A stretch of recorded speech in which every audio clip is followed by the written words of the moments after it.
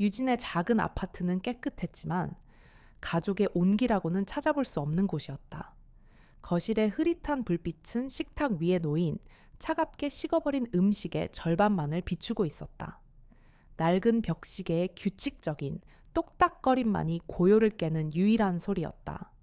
유진은 창밖을 바라보았다. 그녀의 눈빛은 멀리 어딘가를 응시하고 있었고 그 속에는 삶의 단조로움과 짊어진 무게가 고스란히 담겨 있었다. 방금 시어머니를 위해 끓였던 식은 무국 냄새가 여전히 공기 중에 맴돌며 그녀의 외로운 식사 시간의 무료함을 더욱 강조했다.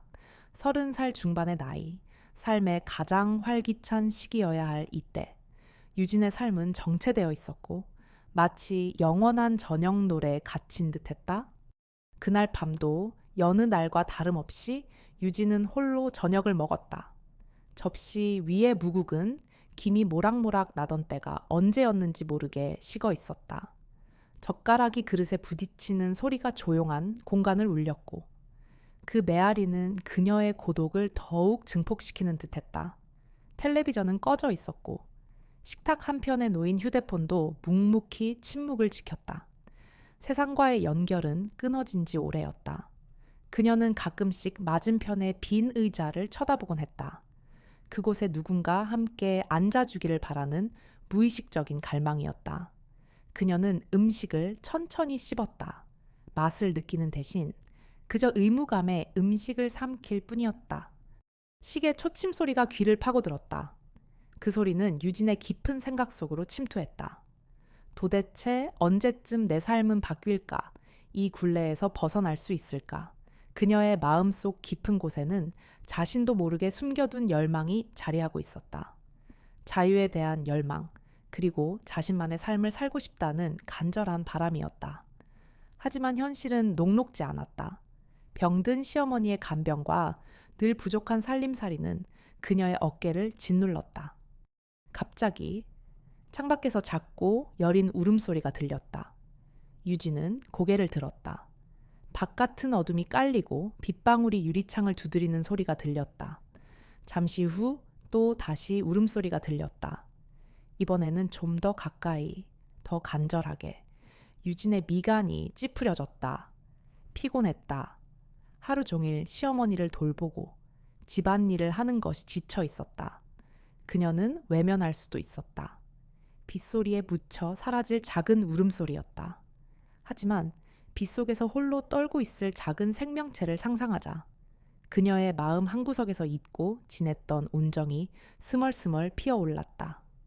그녀는 자리에서 일어나 현관으로 향했다. 낡은 우산을 펴고 망설임 없이 문을 열었다. 차가운 바람과 빗물이 그녀의 얼굴을 때렸다. 누구 있어요? 유진은 목소리를 낮춰 물었다. 울음소리는 작은 화단 쪽에서 들려왔다. 유진은 화단 가까이 다가갔다. 축축한 나무십 사이에서 작은 물체가 꿈틀거리는 것이 보였다. 젖고 마른 털이 뒤엉킨 작은 고양이였다. 고양이는 잔뜩 웅크린 채 몸을 떨고 있었다. 유진의 심장이 쿵하고 내려앉았다. 이런 작은 생명체. 유진은 부드럽게 속삭이며 조심스럽게 손을 내밀었다. 처음에는 움찔했던 고양이는 유진의 따뜻한 손길에 몸을 비비며 가르랑거렸다.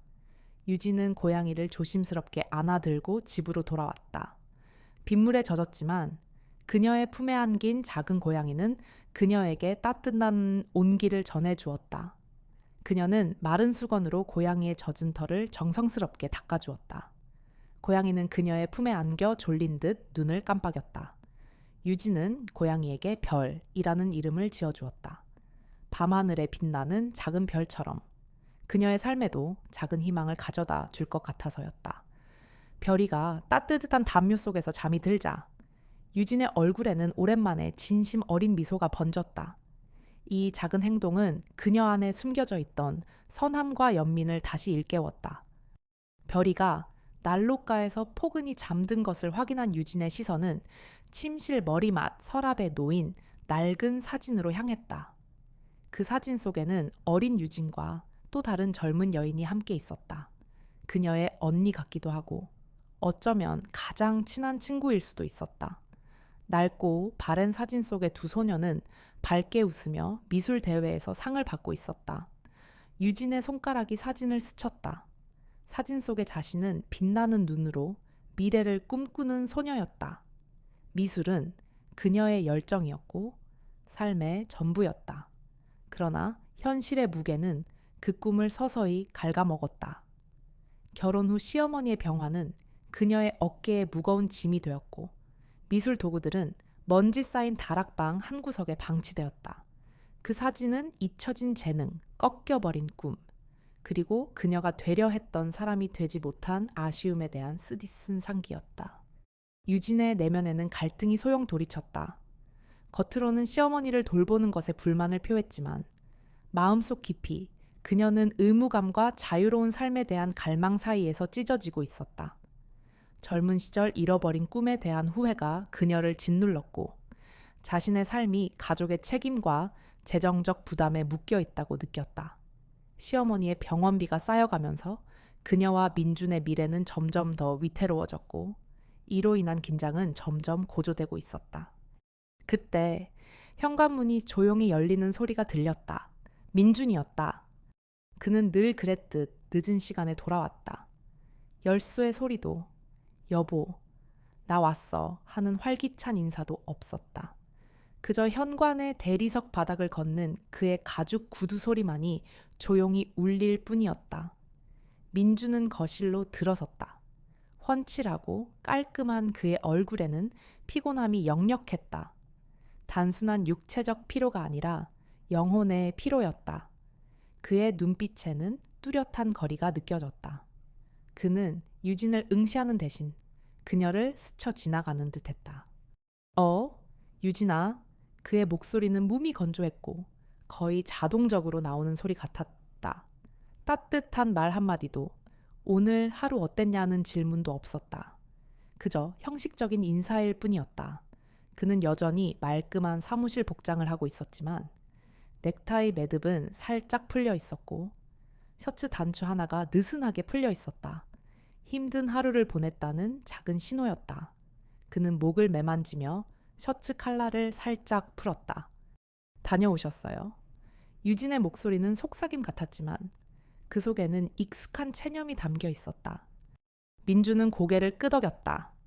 그의 시선은 유진에게 잠시 머무르는가 싶더니 이내 창밖의 어둠 속으로 향했다. 그의 머릿속에는 꿈속의 여인에 대한 전혀 다른 그림이 그려지고 있었다. 그 여인은 유진이 아니었다. 열정으로 가득하고 예술적인 불꽃을 가진 자신에게 부족하다고 느끼는 것을 채워줄 환상적인 인물이었다. 그는 유진이 편안한 동반자일지는 모르지만 자신이 갈망하는 영혼의 영감은 아니라고 스스로를 설득하고 있었다. 독자가 아는 진실은 달랐다. 민주는 관계의 변화를 감지했지만 자신의 이기적인 욕망에 눈이 멀어 있었다. 그의 생각은 이기적인 정당화로 가득 찬 소용돌이였다. 그는 이 지루하고 예측 가능한 결혼 생활에 갇혀 있다고 느끼며 진정한 자아를 불태울 이상적인 여인만이 자신을 해방시킬 수 있다고 믿었다. 그는 자신이 영혼 없는 결혼 생활을 유지하기 위해 희생하고 있다고 스스로를 납득시켰고 유진에게 막대한 고통을 주고 있다는 사실이나 그녀 안에 여전히 빛나고 있는 불꽃을 보지 못했다. 그에게 유진은 풍경의 일부, 그가 지은 크고 아름다운 집에 익숙한 가구일 뿐 그의 영혼이 갈망하는 생기 넘치는 테피스트리는 아니었다. 민주는 더 이상 아무 말 없이 자신의 서재로 향했다. 그곳은 간결하고 현대적인 공간이었고 그는 대부분의 밤을 그곳에서 일하거나 유진이 막연히 짐작하듯 자신만의 생각과 환상에 잠겨 보냈다. 서재 문이 부드럽게 닫히자 거실은 다시 침묵에 잠겼다. 그 침묵은 무겁고 모든 공간을 압도하는 듯 했다. 유진은 다시 홀로 남아 난롯가에서 깊이 잠든 작은 별이를 바라보았다. 별이는 바깥의 폭풍우와 그녀를 휘젓는 내면의 폭풍우에는 아랑곳하지 않는 듯했다. 그녀의 뺨을 타고 외로운 눈물이 흘러내렸다. 차갑고 쓰라린 눈물이었다. 하지만 이번에는 절망의 눈물만은 아니었다. 그 속에는 새로운 감각, 작은 결심의 씨앗이 있었다. 어둠 속에서 구해낸 작고 연약한 별이는 가장 춥고 비 오는 밤에도 삶은 계속되고 때로는 다시 빛을 찾기 위해 필요한 것은 손을 내밀고 선량함의 불꽃을 찾는 것뿐이라는 것을 상기시켜 주었다.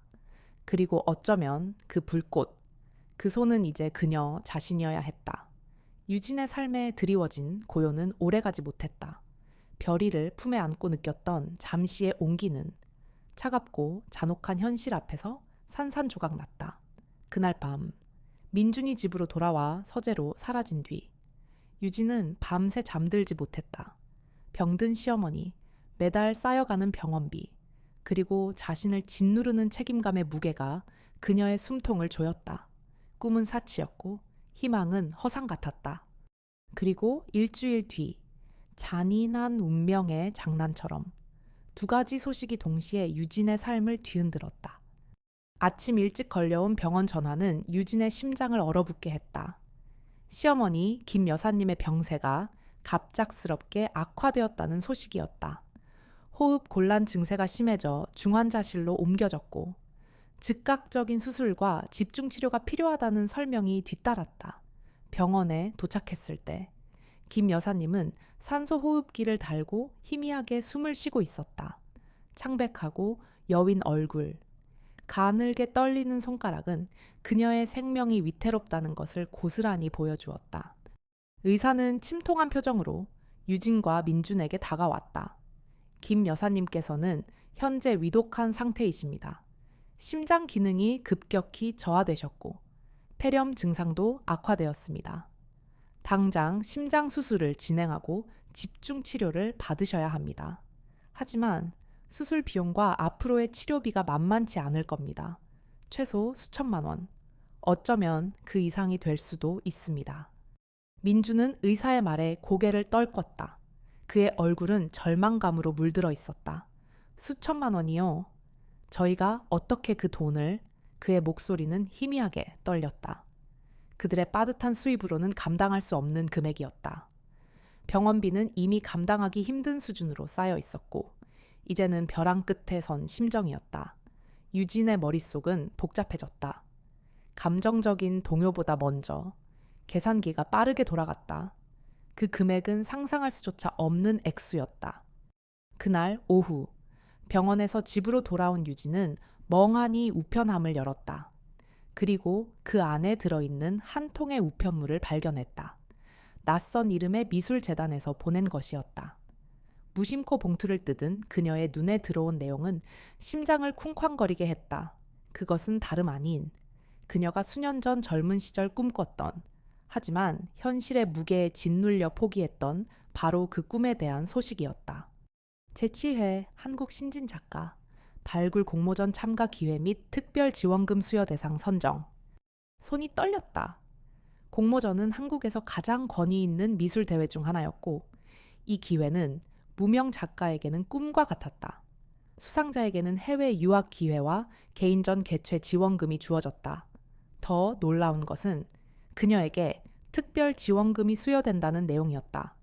그녀는 오래전 공모전에 작품을 제출했지만 워낙 경쟁이 치열했기에 기대를 접고 있었다. 그러나 재단 측에서 그녀의 작품에서 특별한 잠재력을 발견하여 뒤늦게 연락을 취한 것이었다. 하지만 기회는 잔인한 조건과 함께 찾아왔다. 특별 지원금을 받기 위해서는 최소 1,000만 원의 초기 투자금이 필요했고 공모전 준비를 위해서는 최소 6개월 이상 모든 활동을 중단하고 작품에만 매진해야 했다. 그것은 그녀의 모든 시간과 노력을 요구하는, 어쩌면 그녀의 삶을 송두리째 바쳐야 할 기회였다. 꿈과 현실. 이 두 가지는 서로를 향해 팽팽하게 당겨지는 활시위처럼 그녀를 짓눌렀다. 유진은 소파에 털썩 주저앉았다. 손에 들린 우편물과 시어머니의 병원비, 고지서가 너무나 무겁게 느껴졌다. 이처럼 상반된 두 가지 소식이 동시에 찾아오다니 잔인했다. 숨통이 막혔다. 그녀는 코너에 몰린 기분이었다. 길고 긴 터널의 끝에서 빛이 보인다고 생각했는데 그 빛은 동시에 또 다른 어둠으로 향하는 문이기도 했다. 그녀는 꿈과 현실 사이에서 찢겨나갔다. 오랫동안 마음속 깊이 묻어두었던 그림에 대한 갈망이 격렬하게 다시 솟아올랐다. 붓을 잡고 싶었다. 자신만의 색깔로 캔버스를 채우고 싶었다. 젊은 시절의 열정이 마치 용암처럼 그녀의 내면에서 끌어올랐다. 하지만 동시에 시어머니의 위독한 모습과 천문학적인 병원비가 그녀의 발목을 잡는 무거운 족쇄처럼 느껴졌다. 공포와 분노가 뒤섞여 터져나왔다. 그녀는 주먹을 꽉 쥐었다. 왜 나에게 이런 시련이 닥치는 거지? 왜 나만 이렇게 불행해야 하는 거지? 억울했다. 너무나 억울했다. 그녀는 휴대폰을 꺼내 친구들의 SNS를 들여다봤다. 누군가는 해외여행 사진을 올렸고, 누군가는 자신의 성공적인 사업에 대해 자랑했다. 또 다른 친구는 자유롭게 취미 생활을 즐기는 모습이었다. 그들은 자유롭게 자신의 열망을 좇고 있었다. 아무런 제약 없이 유진은 자신이 세상에서 가장 불행한 사람이라고 느꼈다. 그녀는 자신이 감당해야 할 짐이 너무나도 불공평하다고 생각했다. 나는 내 삶을 포기했는데 왜 그들은 저렇게 자유로울 수 있는 거지? 그녀의 내면에서는 두 가지 목소리가 팽팽하게 맞섰다. 하나는 꿈을 향해 나아가라는 열정의 목소리였고, 다른 하나는 현실을 직시하고 의무를 다하라는 이성의 목소리였다. 이 극심한 갈등은 그녀의 영혼을 갉아먹는 듯 했다. 그녀의 마음속 깊이 잠들어 있던 자유에 대한 본능적인 갈망이 격렬하게 깨어났다. 하지만 이 열망은 동시에 그녀를 절망의 나락으로 떨어뜨리기도 했다. 밤이 깊어갈수록 유진의 마음은 더욱 혼란스러워졌다. 창밖에는 별 하나 없는 캄캄한 어둠뿐이었다. 그녀는 잠시 숨을 고르기 위해 침대에 앉았다. 그리고 문득 그녀의 시선은 침대 옆 서랍에 놓인 낡은 사진으로 향했다. 어린 유진과 그녀의 언니가 함께 웃고 있는 사진이었다. 미술 대회에서 상을 받고 행복하게 웃고 있는 두 소녀의 모습. 그때의 유진은 아무것도 두려울 것이 없었다. 그녀에게는 꿈이 있었고, 열정이 있었고, 무엇보다 자유로웠다. 하지만 지금의 유진은 족쇄에 묶인 노예와 다름없었다. 이 모든 고통의 원인은 무엇인가? 그녀의 머릿속에는 오직 한 사람. 시어머니 김 여사님이 떠올랐다. 그녀의 병이 아니었다면 그녀의 삶은 이토록 엉망이 되지는 않았을 것이다. 그녀는 시어머니를 원망하기 시작했다. 이기적인 생각이라는 것을 알았지만 멈출 수가 없었다. 그녀의 마음속에는 분노와 원망이 뒤섞여 걷잡을 수 없이 커져갔다. 그녀는 더 이상 견딜 수 없었다. 이 모든 고통에서 벗어나고 싶었다. 이 지긋지긋한 현실에서 벗어나고 싶었다. 그녀는 결정을 내려야 했다. 꿈을 좇을 것인가? 아니면 이 끔찍한 현실에 갇혀버릴 것인가? 그녀는 자신이 벼랑 끝에 서 있음을 직감했다. 절박한 심정으로 유진은 병원으로 향했다. 그녀의 발걸음은 무거웠고 마음은 분노와 좌절감으로 가득 차 있었다. 민주는 병실 앞에서 그녀를 기다리고 있었다. 그의 얼굴은 걱정과 슬픔으로 가득했다. 유진아, 어머니 상태가 좋지 않아.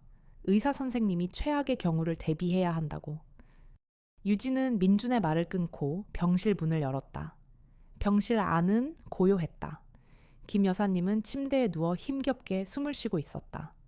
산소 호흡기가 그녀의 얼굴을 가리고 있었고 온몸에는 수많은 선들이 연결되어 있었다.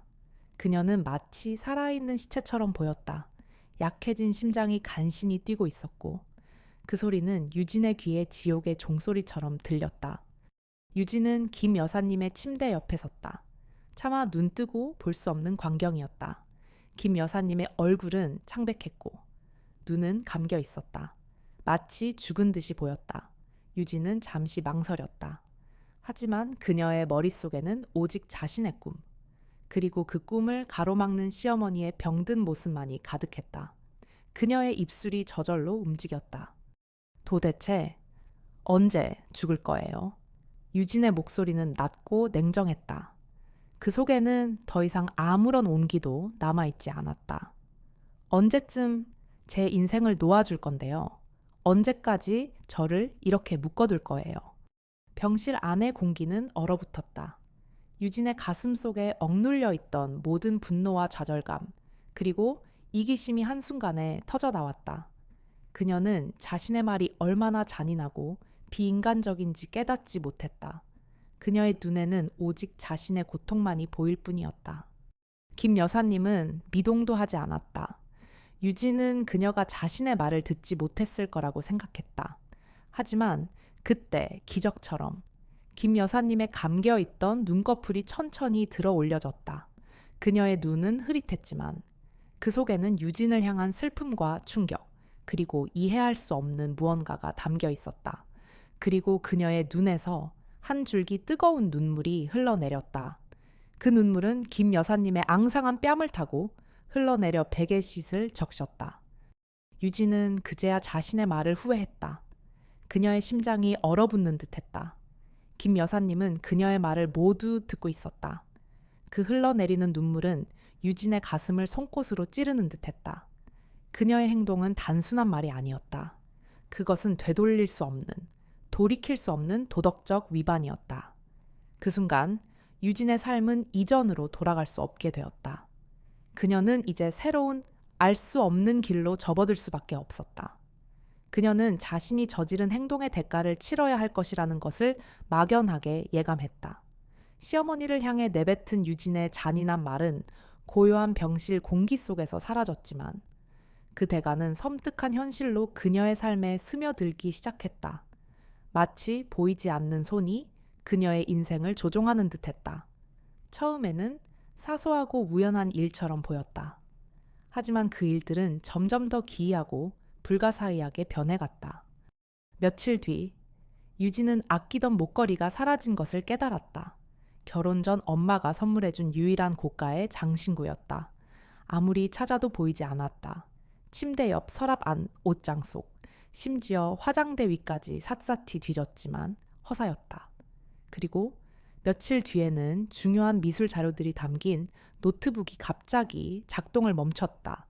수리점에 가져갔더니 알 수 없는 오류로 데이터가 모두 손상되었다는 진단을 받았다. 그녀의 꿈과 열정을 고스란히 담고 있던 소중한 자료들이 한순간에 사라져버린 것이다. 유진은 절망했다. 이런 작은 불행들은 시작에 불과했다.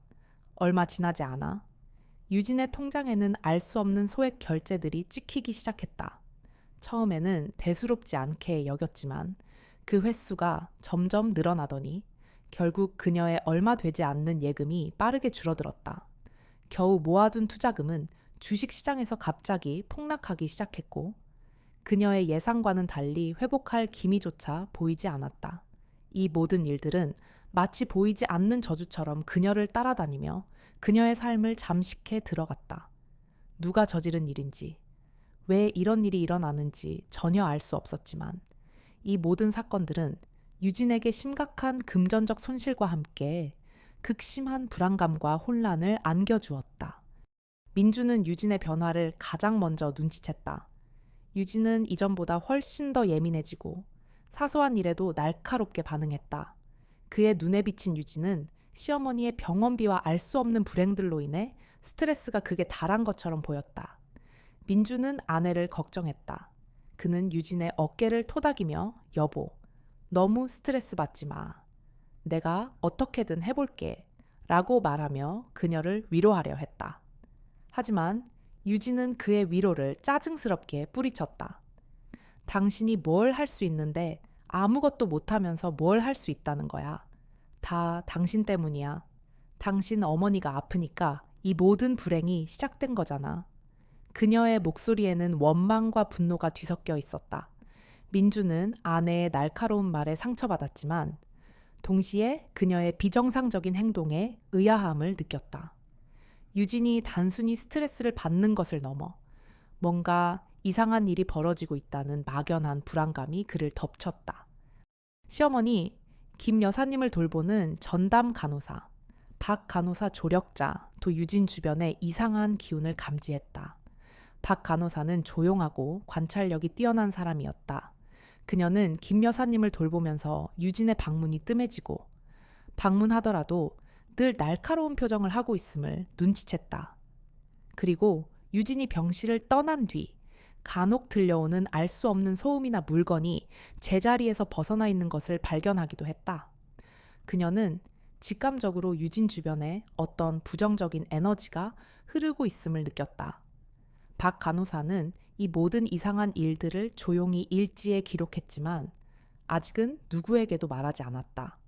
그녀는 유진의 변화를 지켜보며 언젠가 진실이 드러날 날이 올 것이라고 생각했다. 한편 시어머니 김 여사님의 먼 친척인 장 여사 악당 유형 A는 이 모든 상황을 예의주시하고 있었다. 장 여사는 늘 유진을 탐탁지 않게 여겼다. 유진이 김 여사님을 제대로 돌보지 않는다고 공개적으로 비난하며 심지어 김 여사님의 얼마 되지 않는 재산에 대한 욕심을 드러내기도 했다. 그녀는 평소에도 교활하고 이기적인 성격으로 유명했다. 유진의 불행한 사건들이 터지자 장 여사는 이를 놓치지 않았다. 그녀는 소문을 퍼뜨리기 시작했다. 유진이가 시어머니를 학대해서 하늘의 벌을 받고 있는 거야. 그녀의 불행은 당연한 결과야. 다 자업자득이라고. 장 여사의 소문은 삽시간에 동네에 퍼져나갔다. 사람들은 처음에는 반신반의했지만 유진에게 실제로 알 수 없는 불행들이 계속해서 닥치자 그녀의 말에 점점 더 귀를 기울이기 시작했다. 유진은 순식간에 동네 사람들에게서 외면당했고 그녀를 향한 시선은 싸늘해졌다. 그녀는 사회적으로 고립되었고 마치 투명 인간처럼 취급받았다. 장 여사의 악의적인 소문은 유진의 명예를 실추시켰을 뿐만 아니라 그녀의 마음까지도 병들게 했다. 장 여사는 유진을 질투했을 뿐만 아니라 김 여사님이 남길 작은 재산마저도 차지하고 싶어 했다. 그녀는 유진의 불행을 이용해 자신의 욕망을 채우려 했고 그 결과 유진은 극심한 고통 속으로 빠져들었다. 시어머니를 향한 비정한 말의 대가는 점점 더 가혹해져 갔다. 유진에게 닥치는 기이한 불행들은 단순한 우연을 넘어 마치 그녀의 삶을 조종하는 보이지 않는 그림자처럼 느껴졌다. 꿈과 현실 사이의 갈등은 이제 그녀의 존재 자체를 위협하는 절박한 시험이 되었다. 오래전부터 꿈꿔왔던 미술 공모전의 마지막 관문이 다가왔다. 이 공모전은 유진의 잊혀진 재능을 세상에 드러낼 유일한 기회이자 그녀가 잃어버린 삶의 의미를 되찾을 상징적인 무대였다. 공모전은 도시에서 가장 명망 높은 미술관에서 열릴 예정이었다. 그곳은 유진이 어린 시절부터 자신의 작품이 전시되기를 꿈꿨던 바로 그 성지였다. 하지만 그녀에게 닥친 끔찍한 대가는 결전의 날이 다가올수록 더욱 심해졌다. 미술관에 작품을 준비하는 동안 유진의 예술 도구들은 마치 저주라도 받은 듯 끊임없이 문제를 일으켰다.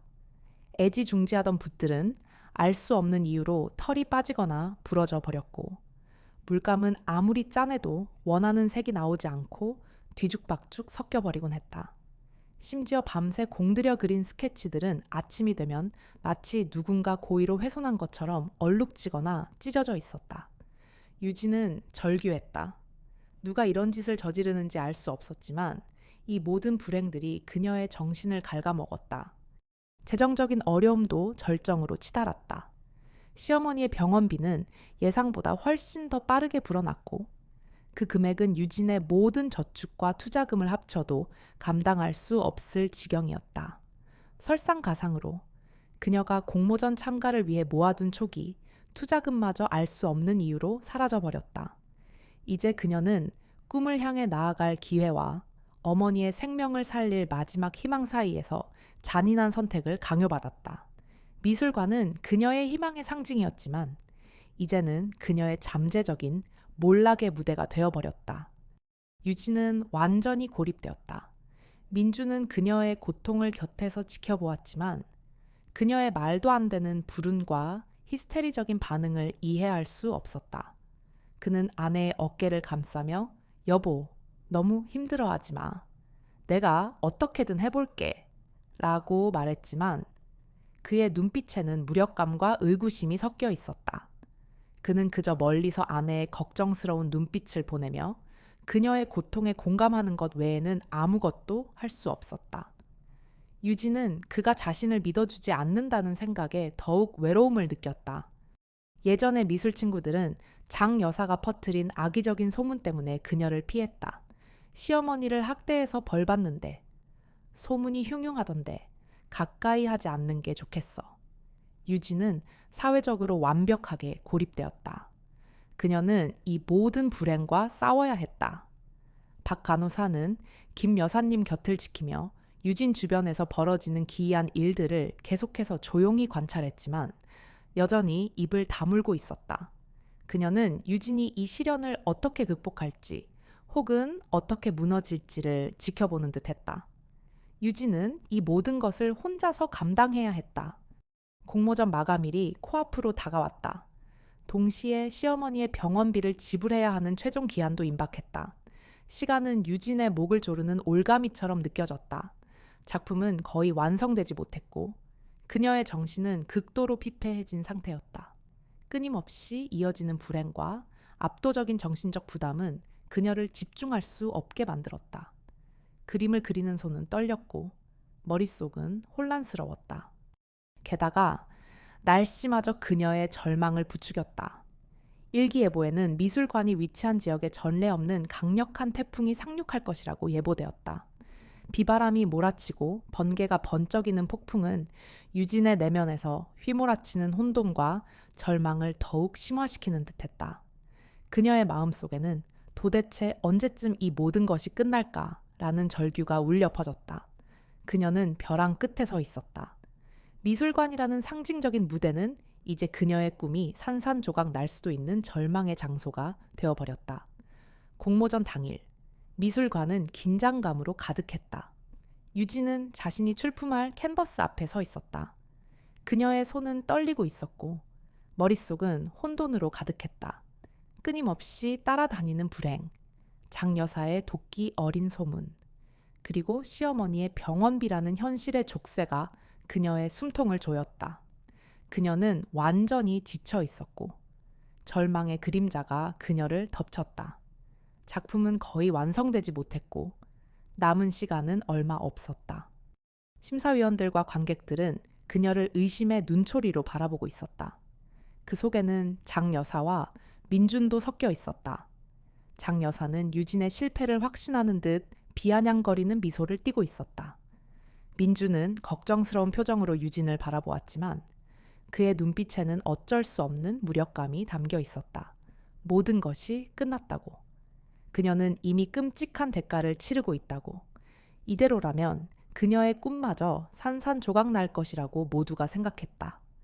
갑자기 유진의 가슴에서 걷잡을 수 없는 기침이 터져 나왔다.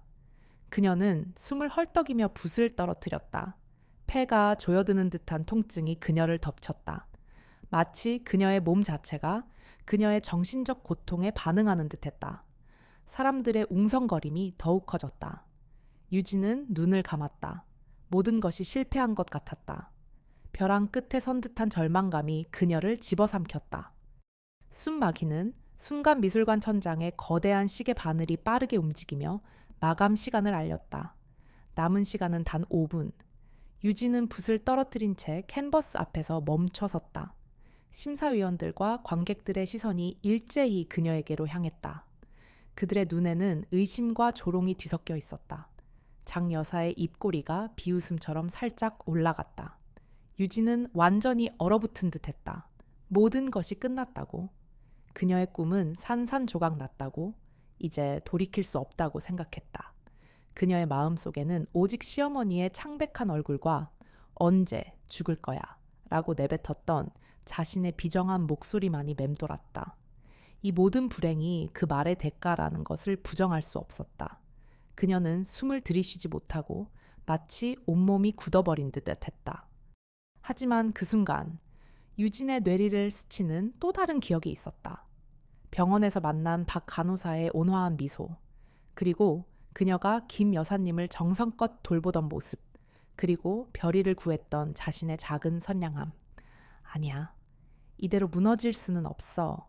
유진의 눈이 번쩍 뜨였다. 그녀의 눈빛은 더 이상 절망에 물들지 않았다. 그 속에는 강렬한 깨달음과 함께 새로운 결의가 타올랐다. 그녀는 더 이상 아름다운 그림을 그려 우승하려 하지 않았다. 그녀는 자신의 영혼을, 자신의 참회를 그려야 했다. 끔찍한 대가는 외부의 부름만이 아니라 그녀 자신의 양심을 좀먹는 고통이었다. 유진은 주저앉았던 몸을 일으켰다. 떨리던 손은 이제 단호하게 붓을 움켜쥐었다. 그녀는 검은색 물감을 집어들었다. 그리고 캔버스 한가운데 마치 죄악처럼 드리워진 어두운 형상을 그렸다. 그 형상은 쇠사슬에 묶여 있었고 그 쇠사슬은 날카로운 말들로 이루어져 있었다. 그 말들은 마치 칼날처럼 형상의 심장을 꿰뚫고 있었다. 그것은 그녀가 시어머니에게 내뱉었던 잔인한 말들이었다.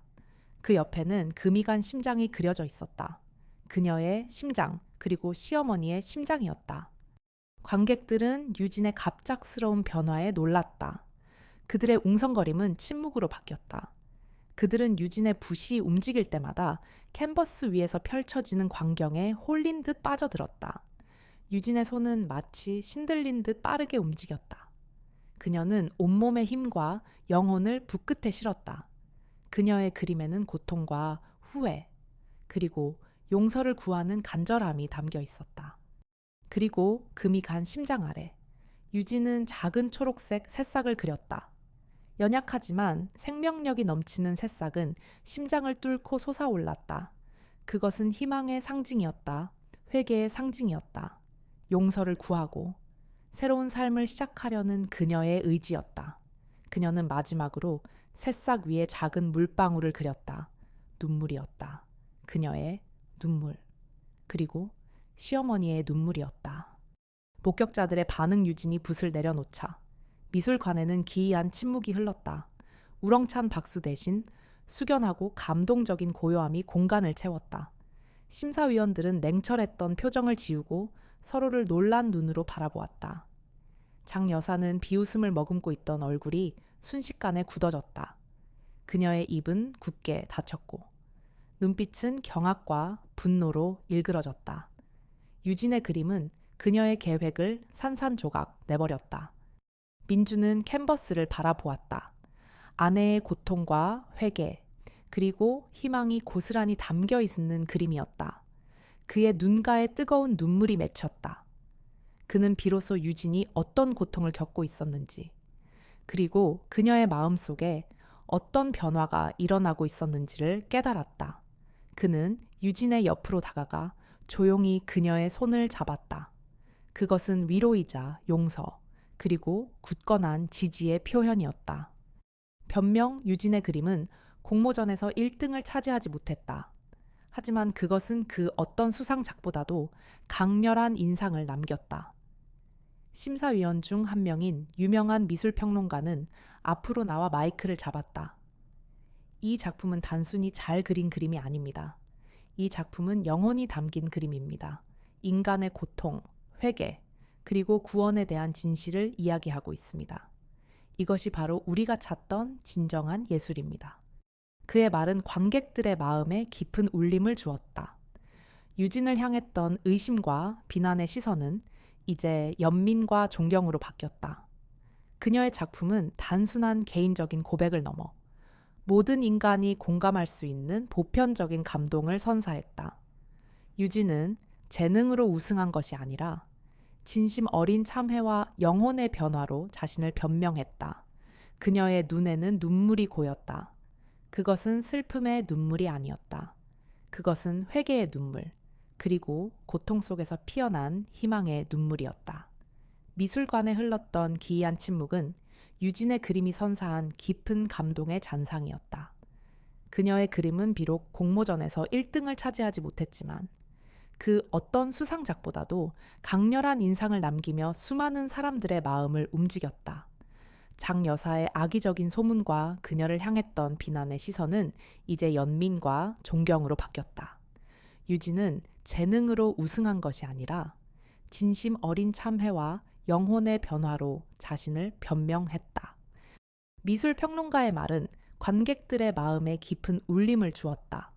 그리고 그 울림은 곧 장 여사를 향한 것엔 비난으로 바뀌었다. 관객들 중에는 장 여사의 평소 행실과 탐욕스러운 성품을 잘 아는 사람들이 여럿 있었다. 어쩐지 이상하다 했어. 장 여사, 저 사람이 늘 유진 씨를 헐뜯고 다녔잖아. 김 여사님, 재산에 눈독 들이고 있다는 소문도 있던데. 설마. 웅성거림은 순식간에 수군거림으로, 그리고 비난의 목소리로 번져나갔다. 이 상황을 예의주시하던 한 젊은 기자는 유진의 그림에서 느낀 감동과 장 여사의 뻔뻔한 태도에 의구심을 품었다. 그는 즉시 장 여사에 대한 조사를 시작했고, 며칠 후 그녀가 김 여사님의 재산을 가로채기 위해 유진에 대한 악의적인 소문을 퍼뜨렸다는 사실, 그리고 과거에도 비슷한 방식으로 다른 가족들을 등쳐먹으려 했다는 추악한 진실을 폭로하는 기사를 썼다. 장 여사의 거짓말과 음모는 만천해에 드러났고, 그녀는 순식간에 사회에서 매장되었다. 가족들마저도 그녀에게 등을 돌렸고, 장 여사는 자신이 그토록 유진에게 씌우려 했던 고립이라는 족쇄에 스스로 갇히는 신세가 되었다. 그녀는 평생을 고독과 사람들의 경멸 속에서 살아가야 할 끔찍한 대가를 치르게 되었다. 유진의 옆에서 그녀의 작품을 보며 눈물을 흘렸던 민주는 아내의 그림이 담고 있는 메시지를 통해 자신의 무력함과 어리석음을 깨달았다. 그는 아내의 고통을 외면하고 어머니의 병간호를 유진에게만 떠넘겼던 자신의 지난날을 깊이 반성했다. 공모전이 끝나고 며칠 뒤, 민주는 유진에게 진심으로 사과했다. 여보, 미안해. 내가 너무 한심했어. 당신이 혼자 얼마나 힘들었을지. 내가 당신을 믿지 못하고 어머니를 제대로 보살피지 못했던 것도 다 내 잘못이야. 당신이 나에게 진실을 이야기할 때마다 나는 현실을 회피하기만 했어. 정말 미안해. 그의 목소리는 진심 어린 후회로 가득했고, 그의 눈에는 눈물이 그렁거렸다. 유진은 민준의 사과를 조용히 받아들였다. 그녀의 마음속 응어리가 조금씩 풀리는 듯했다. 민준은 말뿐이 아니었다. 그는 적극적으로 시어머니의 병원비를 해결하기 위해 노력했고, 유진과 함께 어머니를 돌보는 일에 동참했다. 그는 박 간호사를 찾아가 김 여사님을 더 잘 돌볼 수 있는 방법을 묻고 그녀의 조언을 진심으로 경청했다. 민준의 변화는 유진에게 큰 위안이 되었고, 두 사람의 관계는 서서히 회복되기 시작했다. 유진의 그림은 비록 공모전에서 우승하지 못했지만 그 진솔함은 뜻밖의 기회를 가져다 주었다. 공모전 심사위원 중 한 명이었던 유명한 미술평론가는 유진의 작품에 깊은 감명을 받았다. 그는 그림이 주는 치유의 메시지를 간파했고, 이 작품이 사람들에게 얼마나 큰 위로를 줄 수 있는지 알아보았다. 그는 유진을 한 자선사업가에게 소개했다. 그 자선사업가는 최근 새로운 요양원을 건립하며 노인들을 위한 특별한 치유 프로그램을 구상 중이었다. 자선사업가는 유진의 이야기를 듣고 그녀의 작품을 본 뒤 그녀에게 파격적인 제안을 했다. 화려한 미술 유학이나 개인전 대신 요양원에서 노인들을 위한 미술 치료 프로그램을 기획하고 운영하는 관리자 자리를 제안한 것이다. 유진 씨의 그림은 단순한 예술 작품이 아닙니다. 그것은 영혼을 치유하는 힘을 가지고 있습니다. 저는 유진 씨가 이 힘을 통해 많은 분들에게 위안과 희망을 주시길 바랍니다. 이것은 유진의 숨겨진 재능을 자신을 위해서가 아니라 다른 사람들을 돕는 데 사용할 수 있는 의미 있는 기회였다. 그녀는 주저하지 않고 제안을 받아들였다. 이 새로운 길은 그녀의 상처를 치유하고 과거의 잘못을 속죄하며 동시에 자신의 예술적 재능을 의미 있는 방식으로 꽃 피울 수 있는 진정한 새로운 시작이었다.